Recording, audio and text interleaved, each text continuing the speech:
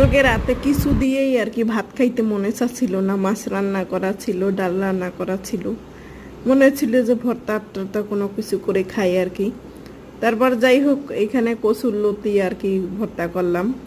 মানে এটা আমি প্রথমবার এই ভর্তা করলাম। একজনে দেখলাম যে কচুর লতি ভর্তা করে খাইছে, তো সে বলল ভালোই। তারপর আমি করলাম, কচুর লতি আগে সেদ্ধ করে একটু হলুদ আর লবণ দিয়ে আমি পানিটা ফেলাই নিছি। আর তারপরে শুকনো মরিচ আর রসুন ভাজার পর ওইটার ভিতরে আবার একটু ভেজে নিছি। আর এইখানে সব আমি ডইলে নিছি, একটু সরিষার তেল দিচ্ছি এখানে। ভালোই ছিল, খারাপ না। মানে ভেন্ডি ভর্তা আছে না, ভেন্ডি ভর্তার মতো আর কি হয়েছে।